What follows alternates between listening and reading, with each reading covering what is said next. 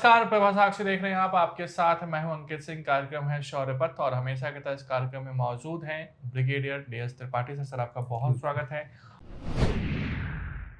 और आज एक बार फिर से हम दुनिया में जो युद्ध वाली हलचल है उस पर हम चर्चा करेंगे, जिसकी शुरुआत हम हमास से करते हैं। गाजा पीस प्लान लेकर आए हैं अमेरिका के राष्ट्रपति जो बाइडेन, और सबसे बड़ा सवाल यही है कि क्या इस पीस प्लान को इजराइल, नेतन्याहू और हमास मानेंगे, और अगर मानते हैं तो क्या इससे शांति जो है वो सुनिश्चित हो पाएगी या नहीं? अंकित देखिए, हम लोग तो काफ़ी पहले से कहते आ रहे हैं कि शांति होनी चाहिए, क्योंकि ये युद्ध अब युद्ध नहीं रह गया, ये एक मानवीय त्रासदी बन गया है। तो वहाँ पर 8-9 महीने 9वां महीना शुरू हो जाएगा और आप देखिए कि इजराइल जो कह रहा था हासिल करने के लिए कि हम हमास को पूरा ख़त्म कर देंगे और टेररिज्म ख़त्म हो जाएगा, अपनी सिक्योरिटी पूरी सुनिश्चित करेंगे, लेकिन हुआ कहाँ? 8 महीने ख़त्म हो गए, कुछ ही दिन में 2 दिन और उसके बाद आप देखिए 9वां महीना शुरू हो रहा है और अभी तक कहीं से कोई आंकड़ा नहीं है कि क्या हो रहा है। लेकिन मानवीय त्रासदी बहुत ज़्यादा हो गई है और दुनिया में जो इंटरनेशनल रूल ऑफ लॉ लेके बात चल रही है हर जगह कि वो फॉलो होना चाहिए। चाइना के लिए कहा जाता है, रूस के लिए कहा जाता है, बाकी देशों के लिए कहा जाता है, लेकिन यहाँ पर वो चीज़ लागू नहीं हो रही है, ये चले ही जा रहा है। और ये शांति प्रक्रिया की भी बात पिछले तकरीबन 4-5 महीने से हो रही है। आपको याद है कि हम लोग बात कर रहे थे, तकरीबन फरवरी से ही शुरू हो गया था।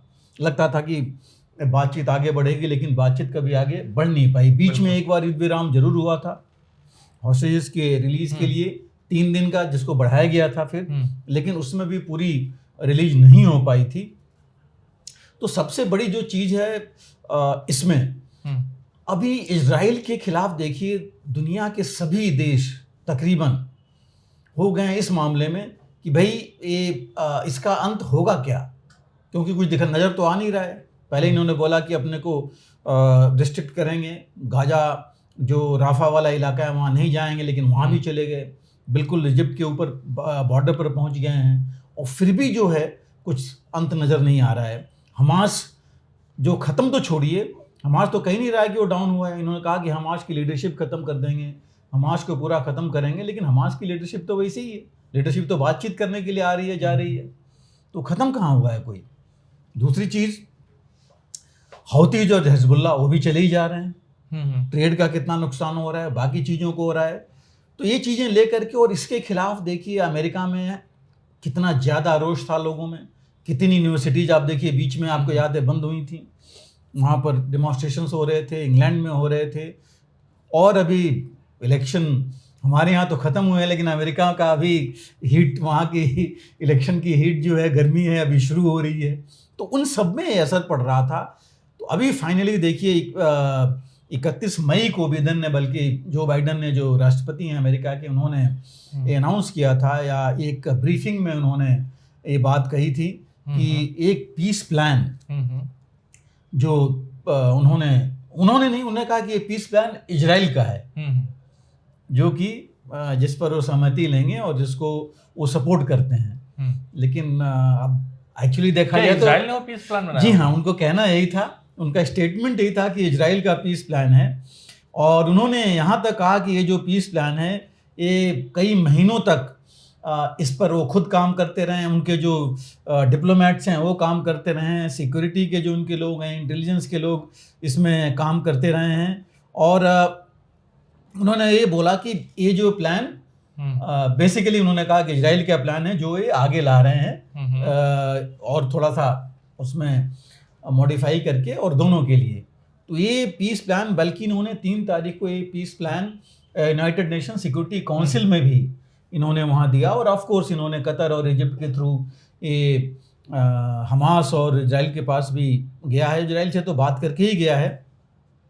और इन्होंने जो किया है, एक ओवरव्यू में बता दूं, इसकी 3 फेज में होना है जो इन्होंने बताया है। और इन 3 फेज में उसमें जो फेज़ 1 है उसमें बेसिकली 6 हफ्ते का ये सीज फायर होगा, फुल सीज फायर। और इस सीज फायर में इजराइल जो है विड्रॉ करेगा अपने जो मेन टाउन्स और सिटीज़ हैं गाज़ा के, वहाँ से अपने ट्रुप्स को विड्रॉ करेगा। एक उन्होंने इसमें डाला हुआ है जो, और लोग जो हैं जो फ़िलिस्तीनी लोग हैं वो वापस आने शुरू हो जाएंगे अपने अपने घरों में, और या अपने जो भी उनके इलाके थे। ह्यूमैनिटेरियन एड जो है कम से कम 600 ट्रक डेली का शुरू हो जाएगा, एक ये भी उसमें है।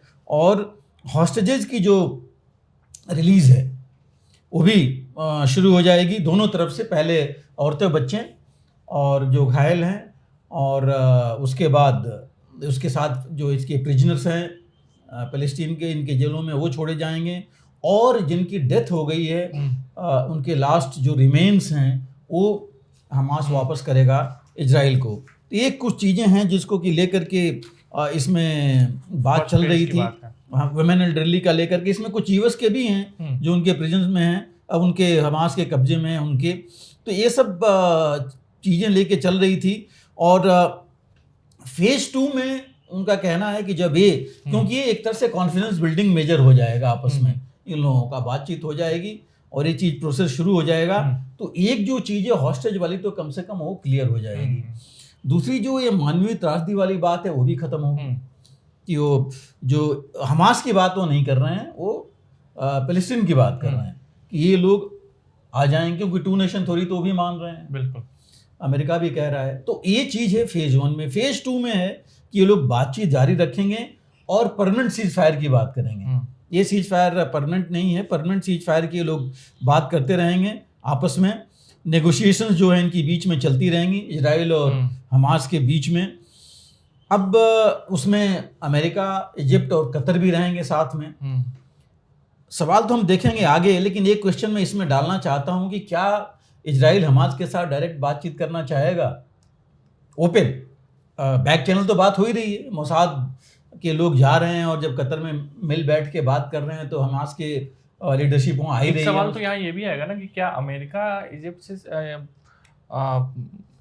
इजिप्ट से सीधा बात करेगा?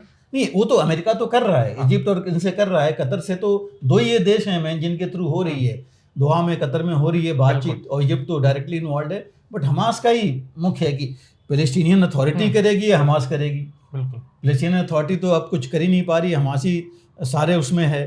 तो ये एक चीज़ है जो नेगोशिएशंस इनके चलते रहेंगे और ये बातचीत करेंगे, और जो बाकी हॉस्टेजेस हैं उनकी भी रिलीज इसमें होंगी, जो इनके सैनिक इन्होंने पकड़े हुए हैं या जो भी कुछ लोग बच जाएंगे, और जो प्रिजनर्स हैं वो लिए जाएंगे, और जिनकी ये बातचीत लोग आपस में करते रहेंगे।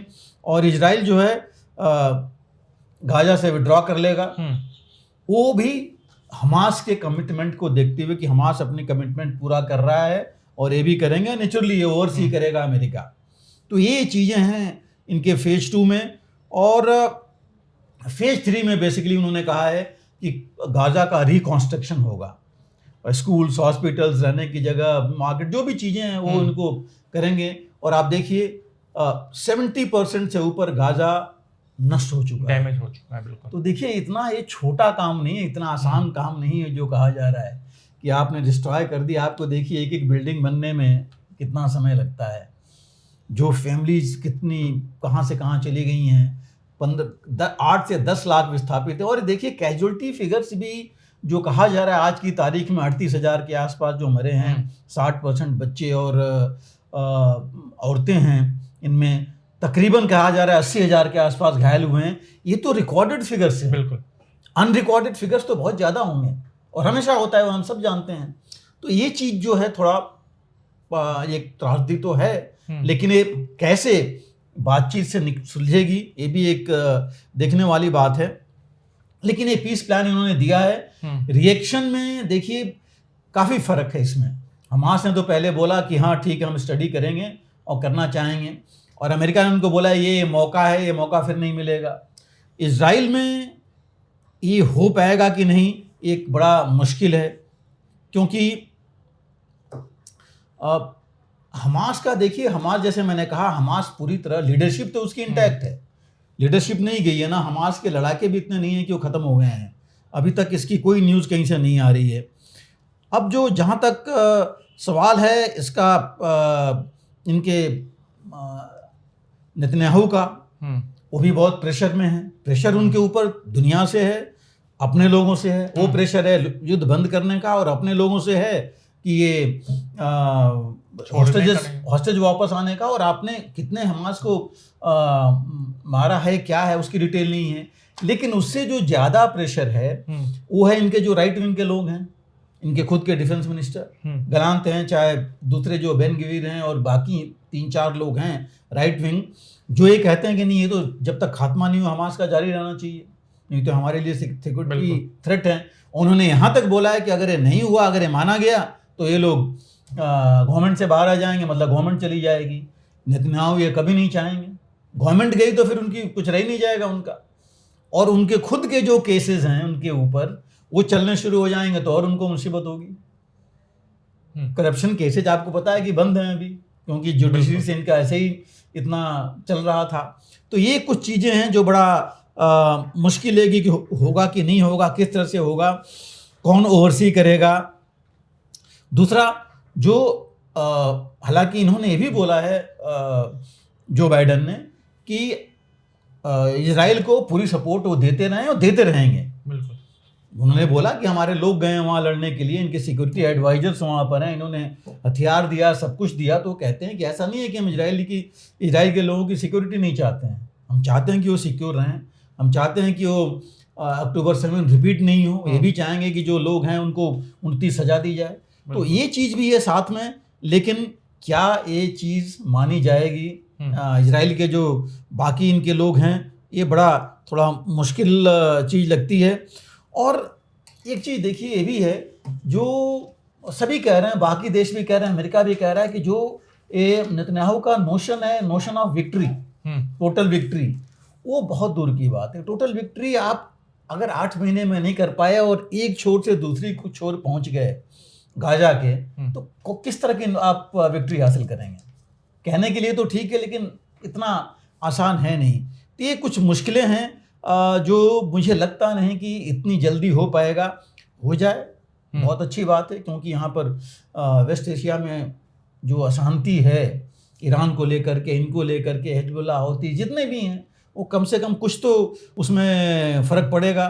तो ये ड्राफ्ट प्लान है जो कि इन्होंने, मैंने जैसे कहा कि 3 तारीख को इन्होंने यूएन सिक्योरिटी काउंसिल में भी सर्कुलेट कर दिया है, और वहाँ से तो इनको मिल ही जाएगा जहाँ तक मुझे समर्थन हर हालत में।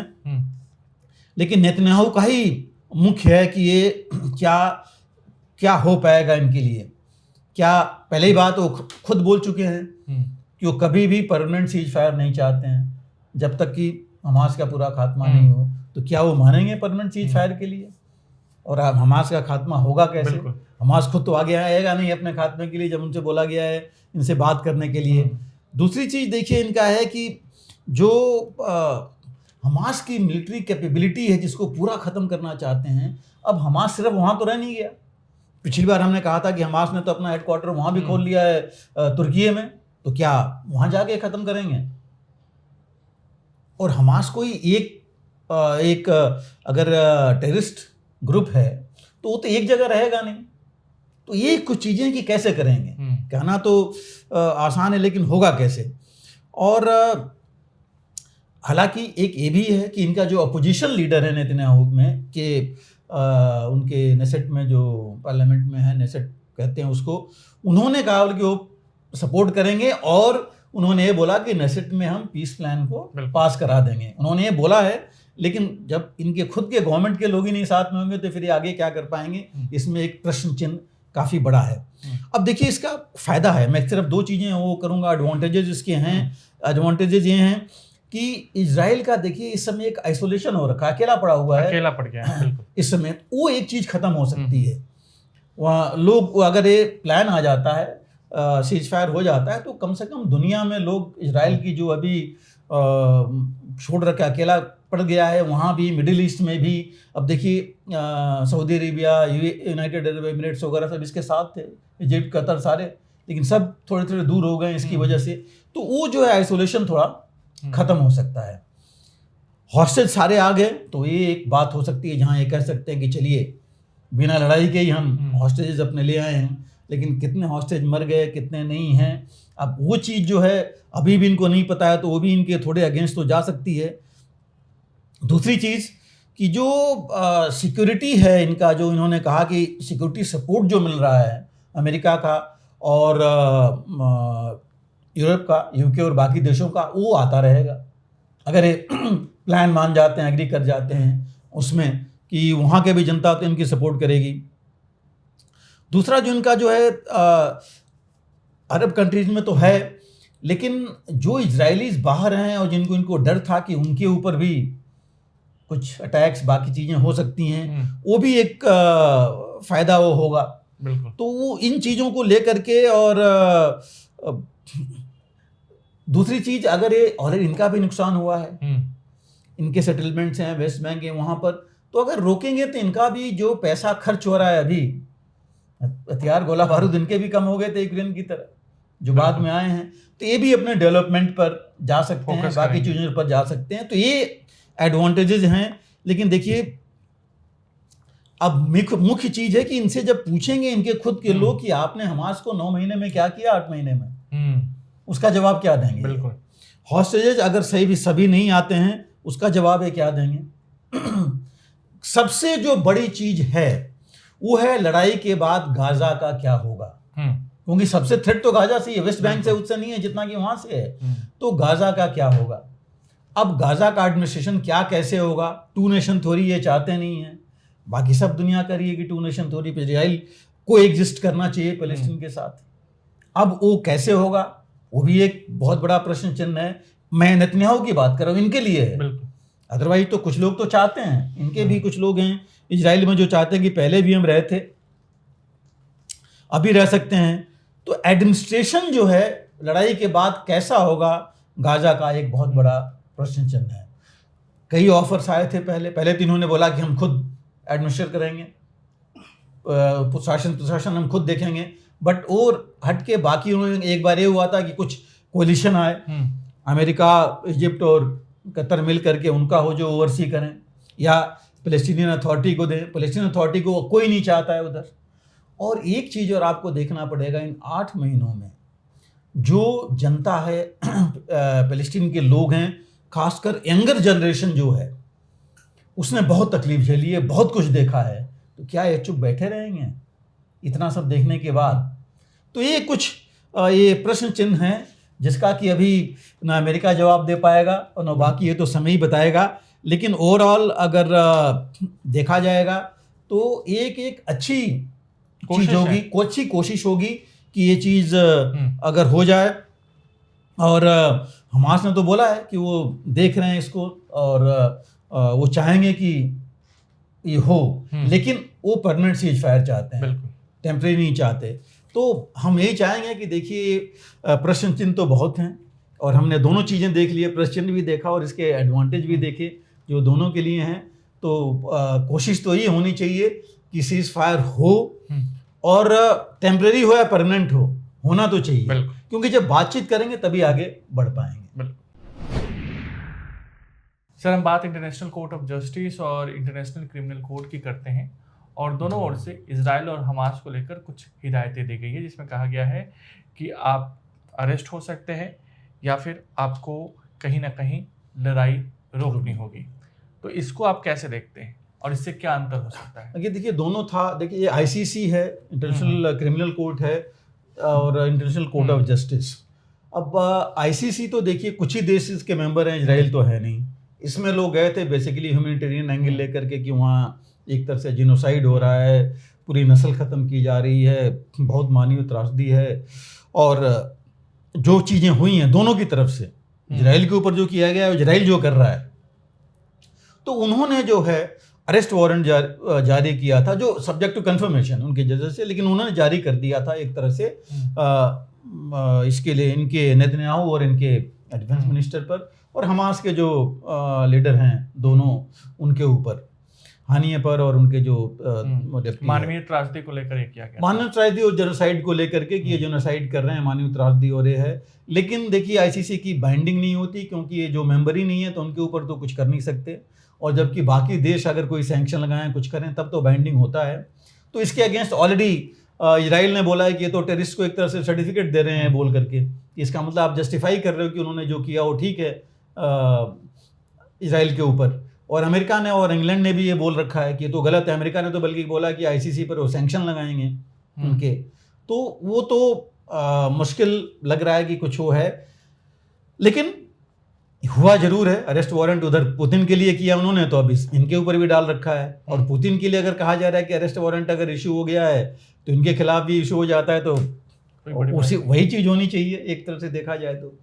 दूसरा, इंटरनेशनल कोर्ट ऑफ जस्टिस का, वो यूनाइटेड नेशंस की बॉडी है जिसमें सभी नेशंस जितने राष्ट्र हैं, मेंबर्स हैं, वो उसके सदस्य हैं। तो उसमें जो है उनके पास भी साउथ अफ्रीका काफ़ी पहले से गया हुआ है, दिसंबर से ये चीज़ हुई थी। और उसमें भी उन्होंने यही केस टेकअप किया ह्यूमैनिटेरियन के लिए, और कि ये मानवीय त्रासदी इतनी बड़ी जो नहीं होनी चाहिए।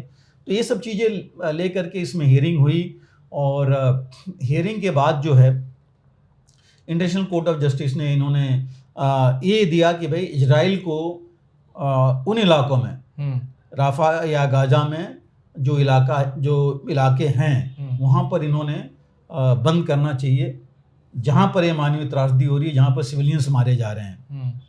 तो ये थोड़ा सा जो उन्होंने दिया है, जो भी इन्होंने रूलिंग दी है, ये रूलिंग मैं कहूँगा कोई डिवाइडिंग लाइन नहीं दी है। ये नहीं बोला है कि इजराइल बिल्कुल बंद कर देगा, ये तो उन इलाकों में बोला है जहाँ पर कि सिविलियंस के ऊपर ज्यादती हो रही है। अब वो चीज़ कौन कैटेगराइज करेगा, वो एक बहुत बड़ी चीज़ है जो बड़ा मुश्किल है।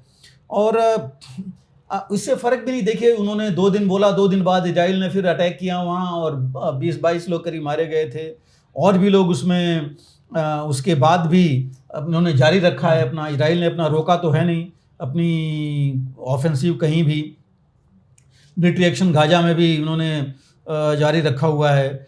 सो ये इंटरनेशनल कोर्ट ऑफ जस्टिस से बेसिकली जो साउथ अफ्रीका का मेन वो था कि ये जिनोसाइड हो रही है वहाँ पर, इतने लोग मारे जा रहे हैं, और वहाँ पर यूएन चार्टर का जो है उसका टोटल उल्लंघन हो रहा है। तो उसको लेकर के इन्होंने जो कन्वेंशन है, इनको जिनोसाइड कन्वेंशन है यूएनओ की एक, उसके खिलाफ सारा काम हो रहा है, इसलिए उन्होंने लेके चले थे।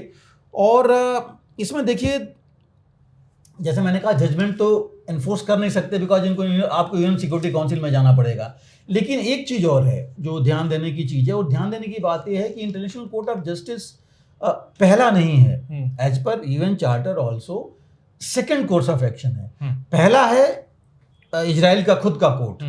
तो अगर उनके कोर्ट्स जो हैं वो इसका संज्ञान नहीं लेते, वो इस पर कार्रवाई नहीं करते, तब जो है इंटरनेशनल कोर्ट ऑफ जस्टिस करता है काम। और इजराइल में वही हुआ, इनके कोर्ट्स ने संज्ञान नहीं लिया, ना कोई इन्वेस्टिगेशन किया, ना कोई मामले को किसी ने अगर कहीं बताया उसको जा करके उन्होंने कोई और मामला उजागर किया या रेस्ट्रेन किया इजरायली डिफेंस फोर्सेस को कि ये नहीं करो। 2 बार देखिए नेतन्याहू खुद बोल चुके हैं, एक तरह से सॉरी बोल चुके हैं, उन्होंने बोला कि गलती हुई है, 2 बॉम्बिंग्स हुई थी, खास करके जो जहाँ पर ये रह रहे थे रिफ्यूजीज वहाँ पर।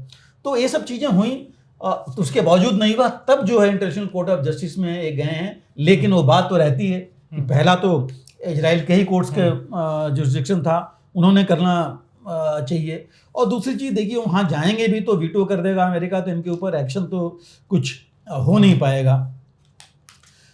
मुख्य चीज़ ये है कि इससे जो इजराइल ने तो ऑलरेडी इसके अगेंस्ट बोला है कि भाई ये तो ऐसे करके ये लोग जो जजमेंट्स हैं ये टेररिज्म को बढ़ावा दे रहे हैं, उनको मान रहे हैं कि टेररिस्ट ने ये एक्शन किया, और अब ये जो वारंट दे रहे हैं वो गलत है।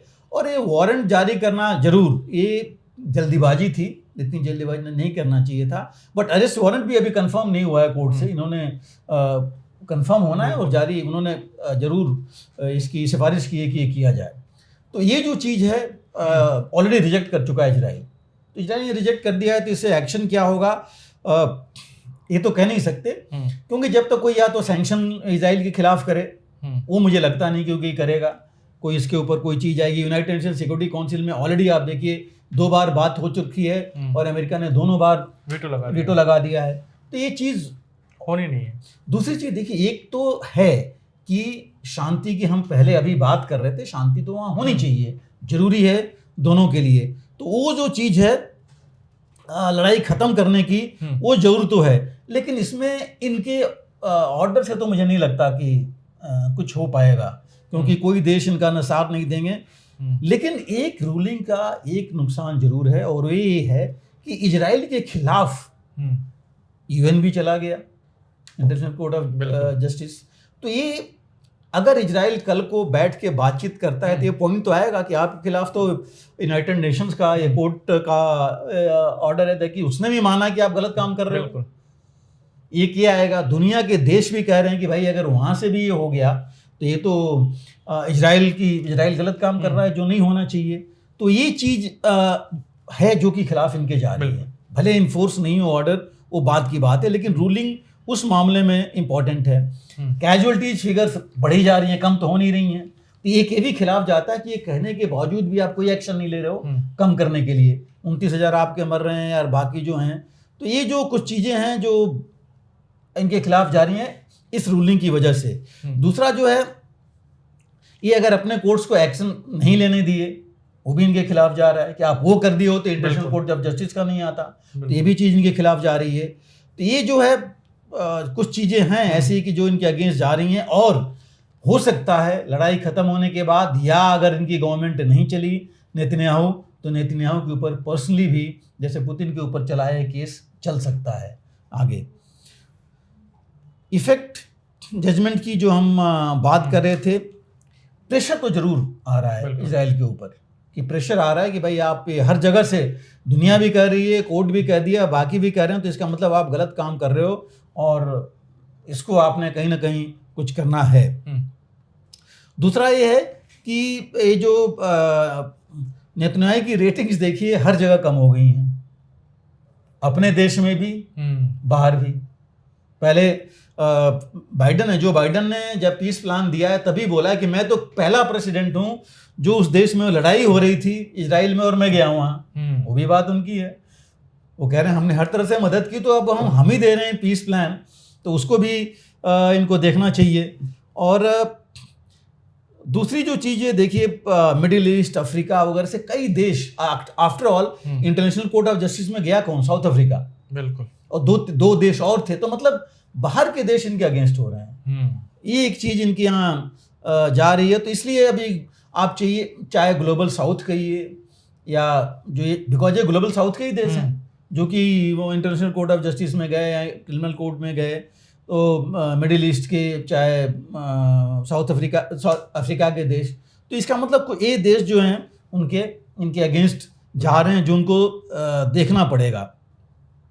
और जो टू नेशन थ्योरी है उसके लिए भी प्रेशर इनके ऊपर बनेगा कि कहीं ना कहीं इनको वो लेके चलना पड़ेगा।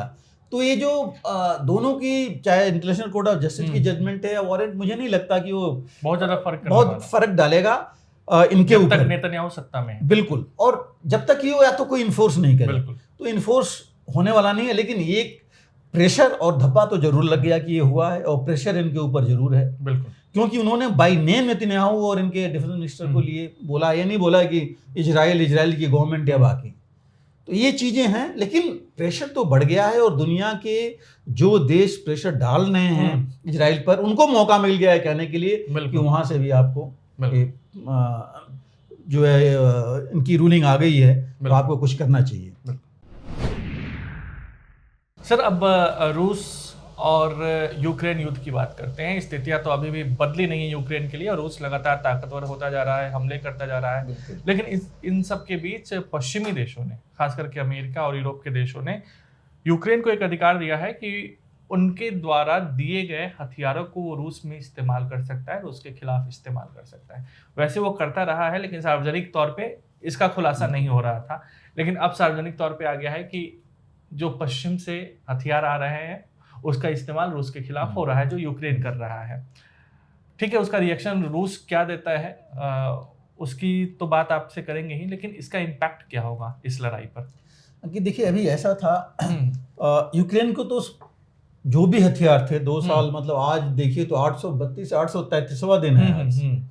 तो हथियार तो सब आ रहे थे, यूरोप से, अमेरिका से ही आ रहा था, इनके पास तो अपना जो था वो खत्म हो ही गया था। बट रिस्ट्रिक्शन था, रिस्ट्रिक्शन ये था कि इसको आप वॉर जोन में तो कर सकते हैं, जो कैप्चर किया है एरिया आपका रूस ने उस पर कर सकते हैं। तो कैप्चर में वो लोग इस्तेमाल कर रहे थे उन इलाकों में, लेकिन आप रूस के अंदर नहीं कर सकते इसके लिए। इनके जो हथियार थे वो रूस ने बोला था कि अगर उनके हमारे इलाके में हुए तो हम इसको लेंगे कि डायरेक्ट हमारे ऊपर हमला है। लेकिन जैसा आपने कहा, ऐसा भी नहीं था कि बिल्कुल नहीं कर रहे थे, क्रीमिया में कर रहे थे, लेकिन क्रीमिया को ये कह रहे थे कि क्रीमिया हमारा हिस्सा था जो रूस ने कैप्चर किया है, तो क्रीमिया पर अटैक कर ही रहे थे। उसके साथ ही अगर आप देखें पिछले साल से बल्कि वो ड्रोन अटैक मॉस्को तक कर रहे थे। तो वो ये कहा जा रहा था कि ये ड्रोन्स इन्हीं के हैं, इन्होंने खुद बनाए हैं, वहां कर रहे हैं, बट अटैक वहां वो कर रहे थे। बेलगोरोद जो बिल्कुल बगल का शहर है बॉर्डर पर, उस पर इन्होंने कई बार अटैक किया। लेकिन ये मांग कर रहे थे हमेशा कि जब तक ये डीप स्ट्राइक नहीं करेंगे रूस के अंदर, जहां रूस के इंस्टॉलेशन हैं, जहां रूस की फौज आ रही है, इकट्ठी हो रही है, वो अपना सामान रख रहा है, तो कोई फायदा नहीं होगा, बिकॉज वो तो इनके ऊपर अटैक करता रहेगा। बिल्कुल। रूस गया था यूक्रेन में, वापस आया, रिग्रुप हुआ, फिर जाके अटैक करने लगा। तो वो जो है इनके ऊपर जा रहा था बहुत, और ये कह रहे थे कि बहुत नुकसान हो रहा है, लेकिन अभी भी वो कंट्रोल था। वो कंट्रोल कहते रिस्ट्रिक्शन ले डाउन कर रखा था मिसाइल्स के ऊपर, एंटी एयरक्राफ्ट सिस्टम्स के, बाकी पर क्या आप उनके अंदर नहीं कर सकते, अपने जो इलाके हैं आपके वहां आप कीजिए। इसकी मांग यूक्रेन बहुत दिनों से कर रहा था। तो ये चीज इन्होंने, जो अभी की बात है, इन्होंने ये कहा है जरूर। और ये भी हुआ क्यों? देखिए, ये तब हुआ है जब खार्किव पर रूस पहुंच गया। आपको पता है कि पिछले 3-4 महीनों में रूस ने काफी कुछ एरिया कब्जा कर लिया है, कई गांवों को कब्जा कर लिया, डोनेस्क में भी, ओडेसा में भी, और इधर तो खार्किव में तो नजदीक पहुंच गया है, बिल्कुल 12 गांवों को ले चुका है, 12 एरिया, छोटे छोटे इनके सिटीज को भी ले रखा है, कुछ को बाईपास करके पहुंच गया है। और खार्किव जो है यूक्रेन की दूसरी सबसे बड़ा शहर है, काफ़ी लोग वहाँ से बाहर जा चुके हैं, बहुत बड़ा वहाँ मिलिट्री और इंडस्ट्रियल इंफ्रास्ट्रक्चर है। आई मीन दूसरी बड़ी सिटी आप समझ सकते हैं कितनी बड़ी चीज़ वहाँ पर होगी, और ये बिल्कुल बॉर्डर पर है रूस के। ये अगर चला जाएगा तो समझिए कि बहुत बड़ा नुकसान होगा, सिर्फ यूक्रेन को नहीं, पूरे वेस्ट को या यूरोप को और सबको होगा, और बहुत नज़दीक पहुँच ही जाएगा वो, वहाँ से आगे कहीं भी जा सकता है। राजनीति में हम लोग इंडिया प्लस यूज कर रहे हैं, बीजेपी प्लस यूज कर रहे हैं, वैसे यूक्रेन प्लस हम लोग यूज कर सकते हैं, बिल्कुल कह सकते हैं। तो ये जब चीज खार्किव पर आ गया और खार्किव का लगा कि बड़ा मुश्किल हो जाएगा, तब इन्होंने परमिशन दी। तो अमेरिका ने तो रिस्ट्रिक्शन करके दिया कि आप सिर्फ जो है खार्किव के आसपास का जो इलाका है वहां कर सकते हैं, और वो भी आप मिसाइल्स और एयरक्राफ्ट नहीं कर सकते। तो ये इन्होंने फायर किया अभी, हिमार्स और जो रॉकेट्स थे, बाकी जो एयर डिफेंस और गन्स थी, उसकी फायरिंग इन्होंने की। जर्मनी और यूके ने भी बोला कर सकते हैं, बट विद रिस्ट्रिक्शन, बहुत पूरा ओपन नहीं किया, बट हाँ उन्होंने बोल दिया है कर सकते हैं। अभी मुख्य देखिए, फ्रांस इनका सबसे बड़ा हुआ है। फ्रांस ने तो यहाँ बोला कि अपनी सेना भी वहाँ भेजेगा, जिसको अभी रूस ने इसके ऊपर काफ़ी रिएक्शन दिए हैं। तो ये चीज़ वहाँ तक गई है कि अब ये इन हथियारों का इस्तेमाल कर सकते हैं। जैसे मैंने कहा क्रीमिया में तो कर रहे थे, अब रूस के अंदर उन जगहों पर जहाँ पर कि रूस के इंस्टॉलेशंस हैं, उनके रिजर्व्स हैं, या उनके रीग्रुपिंग्स जा करके कर रही है फौज, वहाँ ये कर सकते हैं।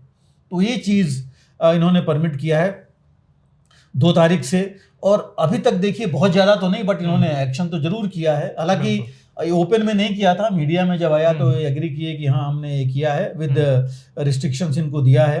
तो ये जो है इससे फ़र्क तो पड़ेगा, कितना फ़र्क पड़ेगा ये मुझे नहीं लगता कि कुछ बहुत ज़्यादा हो पाएगा, क्योंकि अभी देखिए उनके टैंक्स, उनके आर्मर्ड फाइटिंग व्हीकल्स, गन, सब चीज़ें इस्तेमाल कर रहे थे, लेकिन रूस ने उसका भी कार्ड निकाल लिया। अब इनको कुछ ही महीनों में नीदरलैंड से, डच से F-16 मिलने वाले हैं, तकरीबन 19, जिसका कि ये बहुत बड़ी हुए हैं। अब रूस का कहना है कि F-16 अगर आप दे रहे हैं, F-16 तो न्यूक्लियर वेपन भी ले जा सकता है, इसका मतलब आप न्यूक्लियर उस पर जा रहे हो, तो हम भी उसके लिए करेंगे। और सबसे बड़ी चीज़ है कि जैसे पैट्रियट मिसाइल है, अभी अंदर तक नहीं जा रही थी, इवन स्टॉर्म शैडो को इंग्लैंड ने बोल रखा था कि बिल्कुल अंदर नहीं हो करेंगे, क्रीमिया पर कर रहे थे बट रूस के अंदर नहीं। वहां भी स्टॉर्म शैडो को भी 2-1 को मार गिराया था रूस ने। तो अगर रूस ने F-16 और इन वेपन्स की काट निकाल लेता है, जैसा कि आपने देखा कि tanks, armoured fighting vehicles, guns और रॉकेट्स का ऑलरेडी उसने डिस्प्ले किया है, जो कैप्चर किया था, और कई उन्होंने उसने मार गिराया इनके। अगर ये चीज हो जाती है और रूस कह रहा है कि इससे कोई फर्क नहीं पड़ेगा, हम तो इससे कोई फर्क उसको पड़ता दिखेगा भी नहीं। उसने कहा कि देखिए सबसे बड़ी चीज ये है कि लड़ाई में थोड़ा बहुत तो फर्क पड़ेगा, लेकिन सर वो डे 1 से तो वो इन्हीं के हथियारों को जवाब देता है। नहीं, जवाब देता आया है, बट देखिए ये तो बहुत उन्नत किस्म के माने जाते हैं ना। F-16 है, स्टॉर्म शैडो है, पैट्रियट्स है, हालांकि पुरानी है बट बाहर नहीं दिए हैं किसी को इन्होंने। और इनका काट अगर रूस को मिल गया और रूस ने मार गिराए, तो इन वेपन्स की जो चीज धारणा थी और जिसको ले करके ये बेचते थे, तो इस पर बहुत ज्यादा फर्क पड़ेगा। कि ये जैसे अभी हो रहा है, हम लेपर्ड और बाकी टैंक्स की जो बात करते थे, चैलेंजर टैंक्स की, अब वो लग रहा है कि वो तो कोई फायदा नहीं है, वो तो सारे इन्होंने मार गिराए हैं। उसी हिसाब से देखिए स्ट्राइक्स तो कर सकता है यूक्रेन बस, लेकिन वो जितना वो स्ट्राइक करेगा रूस के दुगुना तिगुना करता है, यही होता रहा है, तो नुकसान उनका और उससे होता रहेगा। लेकिन पोलैंड और ये जो बिल्कुल बगल में है, उनका क्या होगा? बिल्कुल। अब जैसे मैंने कहा F-16 इन्होंने बोला, रूस ने, पुतिन ने परसों देखिए एक वर्ल्ड प्रेस कॉन्फ्रेंस की थी, जहां उन्होंने बातचीत की थी, उनसे काफी चीजें हुई, बट इसमें उन्होंने बड़ा साफ बोला इसमें कि भाई अगर वो न्यूक्लियर वॉर की तरफ बढ़ रहे हैं ऐसे प्लेन्स दे करके, तो हम भी यही करेंगे। और यही नहीं बोला उन्होंने बोला कि हम अपनी न्यूक्लियर सेफ्टी तो करेंगे ही, अगर ये न्यूक्लियर कैपेबल हथियार यूक्रेन को दे रहे हैं, तो हम भी जो है न्यूक्लियर वेपन्स देंगे अपने साथियों को। कौन साथी हैं आप देख लीजिए, उधर नॉर्थ कोरिया, इधर आप बेलारूस बगल में है, छोटे मोटे और भी सेंट्रल एशियन रिपब्लिक्स हैं, अफ्रीका के देश हैं, मिडिल ईस्ट में ईरान और बाकी देश हैं। तो अगर ये चीज कहने का उसका एम ही, अगर ये चीज शुरू हो गई फिर तो बहुत मुश्किल पड़ जाएगी अमेरिका को और वेस्ट को। ये तो इन्होंने ऑलरेडी बोल दिया है। तो ये जो है, अब कुछ मिसाइलें देखिए, एक स्कैल्प मिसाइल है जो फ्रांस और इसकी पोलैंड और इसकी इंग्लैंड के मिलके बनाते हैं, जो उन्होंने अभी नहीं दिया है, वो देने की कोशिश कर रहे हैं। तो ये जो सिस्टम्स हैं, अगर ये उन्होंने दे दिए और मिसाइल्स, तो एक ये ले सकता है। पुतिन ने तो खुद बोला है कि हमारा चार्टर है, जो हमारा संविधान है, उसमें बड़ा साफ है बिल्कुल कि अगर कोई हमारे खिलाफ इस्तेमाल करेगा ये वेपन, तो हम भी करेंगे, तो नेचुरली वो प्लेस करेंगे। बेलारूस में ऑलरेडी उन्होंने प्लेस कर दिया है टैक्टिकल न्यूक्लियर वेपन्स, उसकी ड्रिल भी कर ली उन्होंने। तो वो तो थ्रेट नहीं हो, तो एक्चुअली प्रैक्टिस करके दिखा चुके हैं कि हम ये कर सकते हैं ऐसा।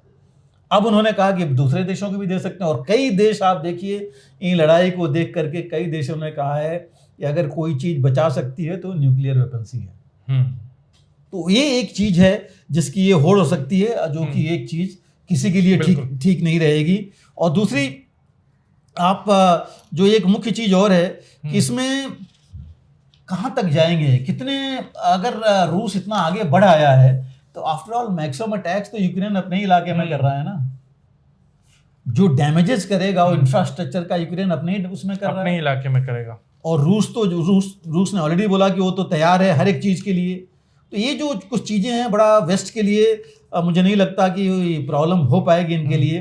प्रॉब्लम हो जाएगी क्योंकि आगे चल करके वेस्ट को खुद ही नहीं पता लगेगा। और रूस ने यहाँ तक बोला है कि जो इनके स्टोरेज पॉइंट्स होंगे, अगर ये सप्लाई हो रहे हैं, चाहे पोलैंड में होंगे चाहे फ्रांस में होंगे, हम उसको भी नष्ट करेंगे, क्योंकि वो तो हमारे अगेंस्ट इस्तेमाल हो रहे हैं। तो ये एक चीज है, तो देखना पड़ेगा। बहुत ज्यादा मुझे नहीं लगता कि यूक्रेन को फायदा होगा। हाँ, मॉरल फायदा जरूर होगा।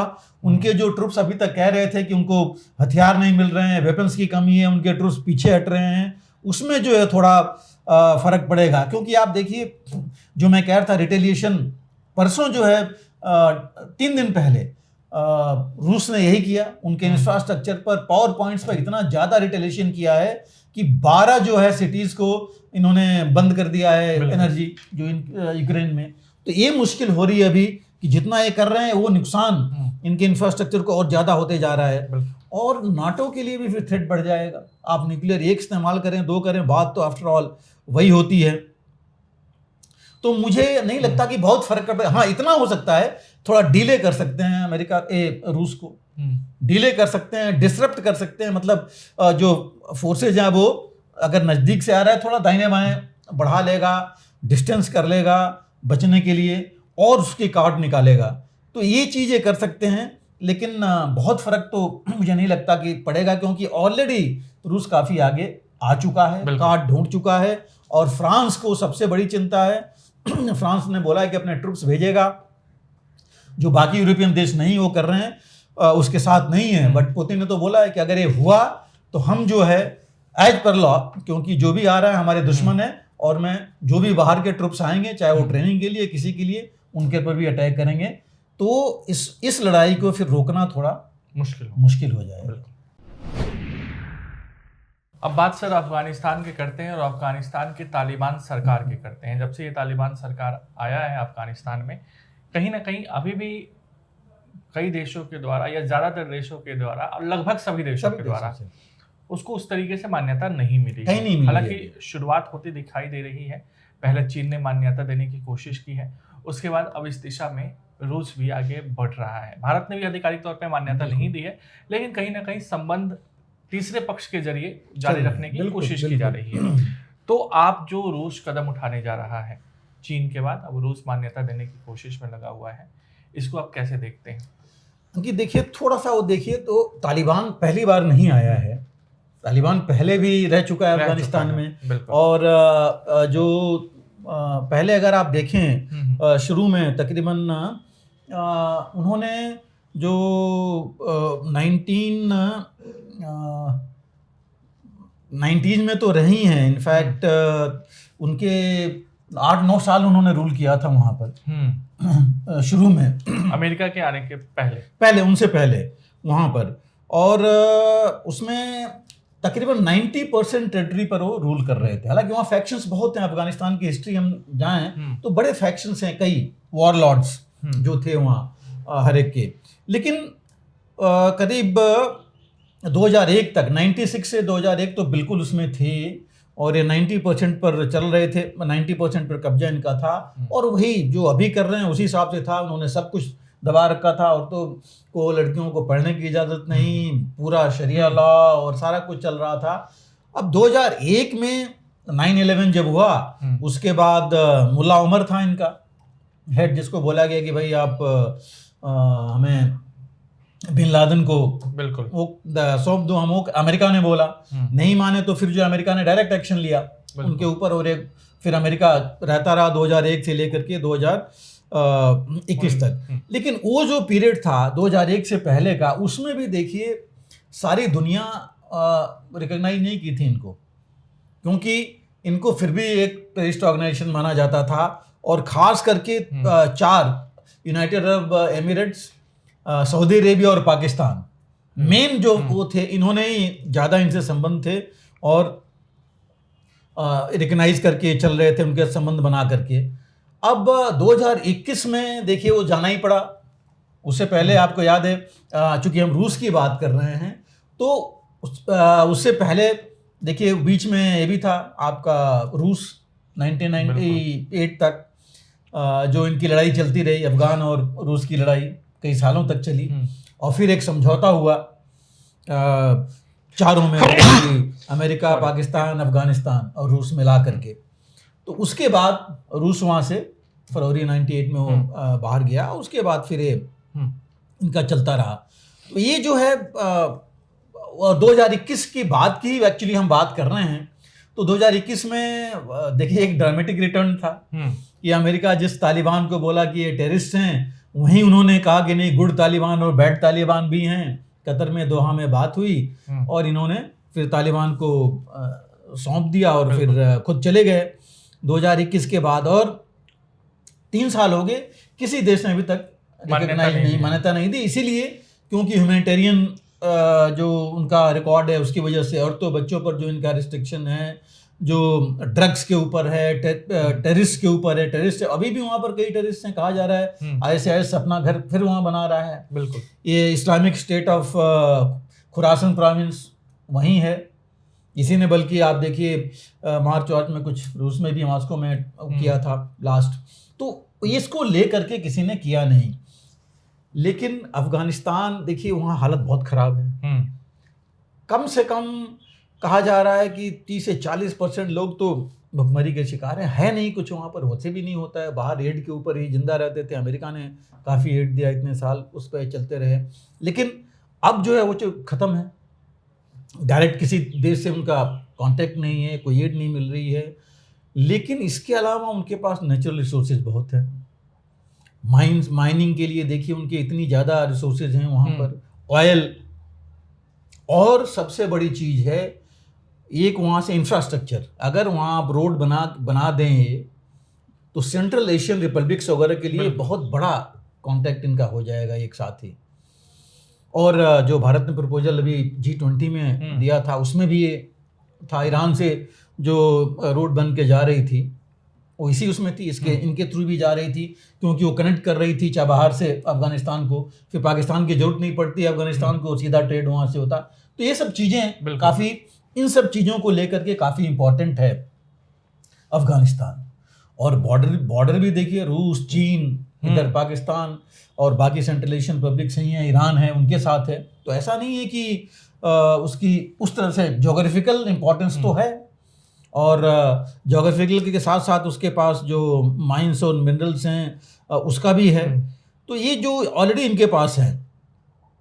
अब चीन का जो आपने कहा, चीन ने देखिए अभी मेरे ख्याल से 30 जनवरी को चीन ने उनके एम्बेसडर को अपने यहाँ एक्सेप्ट किया। एक दूतावास भी अफगानिस्तान का खुल गया है, बिल्कुल चीन में, बीजिंग में। इनका जो है एम्बेसडर वहाँ गया हुआ है अफगानिस्तान में। तीनों ने संबंध स्थापित कर लिया उनके साथ, और उन्होंने बोला कि भाई हम इनको अलग करके नहीं छोड़ सकते, इनको कब तक अलग रहेंगे, और इनके अगर रियलिटी है, तालिबान है, तो इनको जो हो सकता है मदद करनी पड़ेगी, साथ लेके चलना पड़ेगा। लेकिन मेरे हिसाब से चीन अपना ज़्यादा देख रहा था। चीन का था कि इनके जो माइन मिनरल्स हैं, इनके ऊपर कैसे उसका फ़ायदा उठा सकता है इनके साथ। और वहाँ पर जो है इनफैक्ट अब प्लान भी है कि रोड का एक वोखान कॉरिडोर से लेकर के चाइना तक एक रोड की ये बनाने की बात हो रही है, जिससे काराकोरम हाईवे जाने की जरूरत नहीं पड़ेगी। बहुत छोटा रास्ता अफगानिस्तान को मिल जाएगा ट्रेड के लिए। तो ये जो है चीन ऑलरेडी इसके ऊपर है, काम कर चुका है। बिल्कुल ऑलरेडी इकोनॉमी देखिए, चीन जो है जो इसका CPEC कॉरिडोर है, चाइना पाकिस्तान इकोनॉमिक कॉरिडोर में भी ज्वाइन करने के लिए उसने, अफगानिस्तान ने हाँ बोल दी है। तो वहाँ है रोड्स, पावर, माइनिंग, ऑयल, सब में जो है वो इंटरेस्ट दिखा रहा है। और चीन की कंपनी ने, चीन ने यहाँ तक कर दिया है कि $500 मिलियन स्पेंड करेगा वहाँ पर ऑयल और बाकी चीज़ों में अगले 3 सालों में। बिल्कुल। तो ऑलरेडी ये चीज़, मतलब एक तरह से हम कहें कि धीरे धीरे डेट डिप्लोमेसी में कर्ज देने के लिए और बाकी चीज़ों के लिए ऑलरेडी इनके ऊपर है। दूसरा फ़ायदा चीन के ये हो रहा है कि उइगर जो मुसलमान हैं, जो बिल्कुल बॉर्डर पर हैं इनके, जिनकी केस अफगानिस्तान बोलता रहा है कि इन पर ज्यादती हो रही है, वो थोड़ा रुक जाएगा, मीडिया में वो आएगा नहीं, और इनके टेररिस्ट उधर, या जो टेररिस्ट कहता है उधर आएंगे नहीं, वो जाएंगे नहीं। तो ये चीज़ है जो कि चीन देख के चल रहा है, और चीन ने सबसे पहला देश है जो कि उसने ऑलरेडी इस्टेब्लिश कर लिया है। हालांकि अभी तक बाकी किसी ने नहीं किया, ना पाकिस्तान, ना ईरान, ना सऊदी अरेबिया, बाकी। हाँ, आप भारत की बात कर रहे थे, बिल्कुल सही है। भारत के देखिए, भारत का तो बहुत पुराना संबंध है, मतलब सैकड़ों सालों से, हजारों सालों से वो सांस्कृतिक संबंध है जो वो है। तो मतलब वो तो रहता रहा है, बीच में हाँ नहीं रहा, कई चीजें और हुई, लेकिन अभी 2021 से पहले बहुत अच्छा संबंध रहा।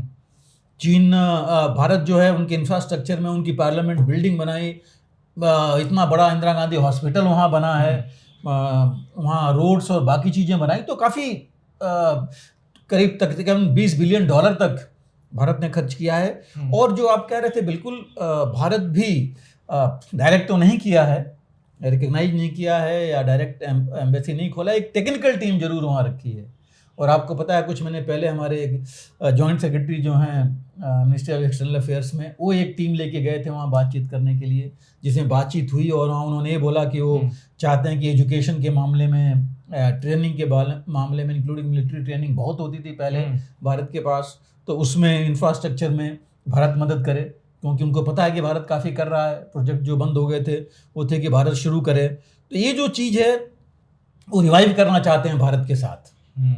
तो ये चीज़ लेके भारत, हालांकि भारत उनको सपोर्ट नहीं करता जो वो कर रहे हैं, टेररिज्म का या ड्रग्स का, या जो उन्होंने रिस्ट्रिक्शन डाल रखा है औरतों बच्चों पर बाकियों पर, तो वो उसका सपोर्ट नहीं करता। लेकिन फिर भी देखिए ह्यूमैनिटेरियन एड कोविड से लेकर के अभी तक भारत उनको देता रहा है। तो ये कुछ चीज़ें हैं जो कि भारत के साथ चल रही हैं। पाकिस्तान के साथ अब नॉर्मल है, देखिए उनके साथ उनकी फायरिंग होती है, आपस में लड़ाइयाँ होती हैं, लोग मारे जाते हैं। अमेरिका भी कोशिश तो जरूर किया है उसने बात करने की, लेकिन बात कोई खास आगे बढ़ी नहीं है, क्योंकि वो बढ़ नहीं सकती, बिकॉज जो चीज़ें ह्यूमैनिटेरियन पॉइंट लेकर के अमेरिका चल रहा है।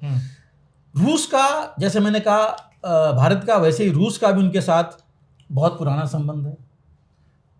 देखिए दिसंबर 79 से लेकर के और फरवरी 79, मतलब फरवरी 89, तकरीबन 9 साल तक इनके आपस में रूस उनके मैक्सिमम बड़े शहरों पर कब्जा कर रखा था और लड़ाइयाँ चलती रही थी इनके बीच में, पूरे 9 साल चला।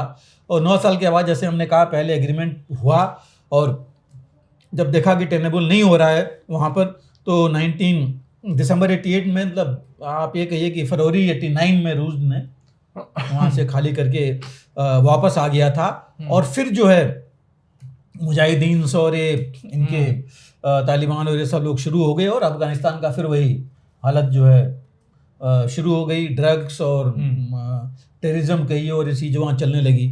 तो उसके बाद जो है रूस का कोई बड़ा इंगेजमेंट नहीं रहा वहाँ पर। लेकिन जब अमेरिका आ गया तो बीच बीच में जरूर तालिबान को कुछ सपोर्ट करता रहा रूस।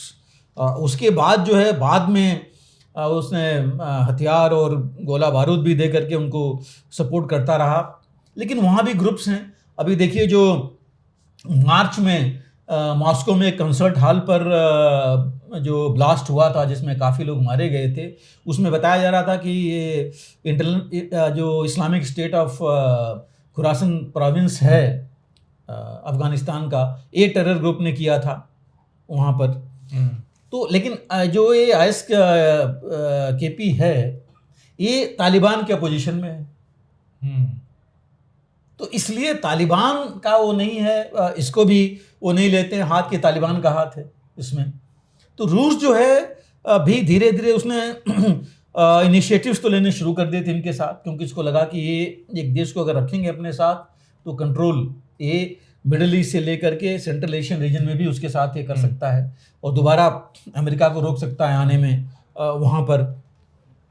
और पुतिन ने, अभी जो मैं बात कर रहा था 3 दिन पहले जो उन्होंने कॉन्फ्रेंस की, उसमें ने बोला कि देखिए तालिबान एक रियलिटी है, उसको हम अब वॉश ऑफ नहीं कर सकते कि तालिबान अगर 3 साल से है तो आप नहीं कह सकते कि तालिबान बिल्कुल अलग होकर के कोई और आ जाएगा।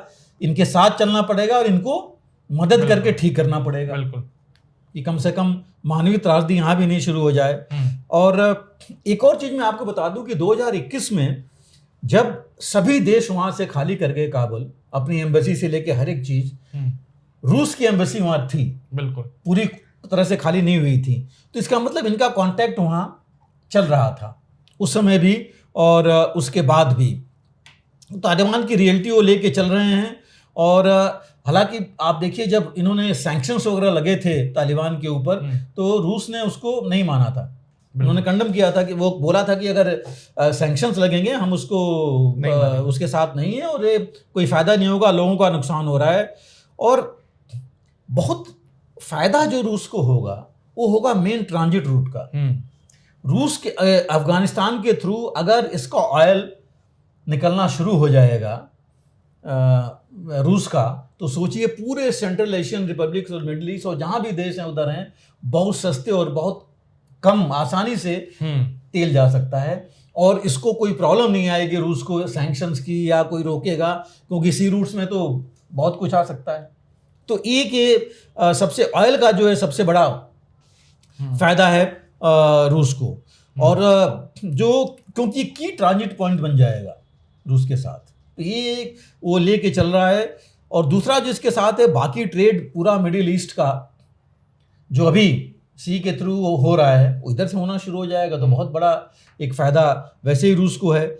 ऑलरेडी चीन ने अगर वहाँ इकोनॉमिक अपनी देख ली है, माइनिंग से लेके हर एक चीज़ नेचुरल रिसोर्सेज की, तो रूस भी देख रहा है, रूस को ज़्यादा पता है, वहाँ का रह चुका है। तो ये जो कुछ चीज़ें हैं जिसको लेकर के रूस चल रहा है, और इसीलिए ऑलरेडी देखिए अभी एक प्लान इनका है कजाकिस्तान, तुर्कमेनिस्तान मिला करके, और रूस ने एक रोड की ऑलरेडी बात हो रखी है, वहाँ से एक ट्रांजिट रूट की बात हो रखी है जो कि इनके हेरात प्रोविंस से जाएगी अफगानिस्तान के, तो वो जाके सेंट्रल एशिया में पूरा रीजन में कनेक्ट करेगी। तो ये सब चीज़ें ऐसा नहीं है कि ये रूस कुछ और देख करके, रूस और चीन अपनी जो है फ़ायदा देख करके वहाँ पर जा रहे हैं। और एक मुझे लग रहा है कि दोनों मिलके या रूस अकेले भी अफगानिस्तान को एक बफर स्टेट बनाना चाहेगा अमेरिकन वेस्ट के इन्फ्लुएंस में, सेंट्रल एशिया के लिए, मिडिल ईस्ट के लिए, कि ये एक बफर स्टेट रहेगा जहाँ से इसके ऊपर कुछ नहीं आ सकता, और वहाँ से इनके यहाँ से लॉन्च पैड्स लेकर के अपनी बाकी चीज़ें कर सकता है। तो इसलिए जो है मुझे लग रहा है कि एक दोनों रूस और चीन दोनों परमानेंट मेंबर हैं सिक्योरिटी काउंसिल के। ये दोनों अगर एक तरह से, मैं नहीं कहूँ कि डायरेक्ट, एक तरह से रिकॉग्नाइज कर देते हैं तालिबान को, तो तालिबान को इनसे काफ़ी मदद मिलेगी। क्योंकि अगर यूनाइटेड नेशन से एक तो मेंबरशिप की मदद मिलेगी, मेंबरशिप तो अफगानिस्तान है, तालिबान नहीं है, तो तालिबान गवर्नमेंट को हो सकता है रिकॉग्निशन मिले, या रूस और चीन अपने जो साथी देश हैं उनको बोलें कि इसको रिकॉग्नाइज करे, उससे भी इनको तालिबान, कई देश फिर आगे आने लगेंगे, बहुत फर्क पड़ेगा। और दूसरा, इनके खिलाफ अगर कोई कदम उठाता है तो सिक्योरिटी काउंसिल में ये दोनों देश हैं जो कि वीटो लगा सकते हैं, डाल सकते हैं। तो ये एक कुछ चीज़ें हैं जिनका कि इसका इम्प्लीकेशन हो सकता है इस वजह से, और फिर वर्ल्ड मैप पर तालिबान आ सकता है, तो ये इससे फर्क पड़ सकता है। तो ये था हमारा इस सप्ताह का शौर्यपथ कार्यक्रम। आपको ये कैसा लगा हमें कमेंट बॉक्स में जरूर बताइए। आज के लिए मुझे यानी अंकित सिंह और हमारे खास मेहमान ब्रिगेडियर DS त्रिपाठी सर को दीजिए इजाजत। नमस्कार। अगर आप भी लेना चाहते हैं देश दुनिया की तमाम जानकारी, तो आज ही सब्सक्राइब करें हमारे चैनल को। साथ ही नीचे दिए बेल आइकन को जरूर दबाएं ताकि हर अपडेट आप तक पहुंच सके।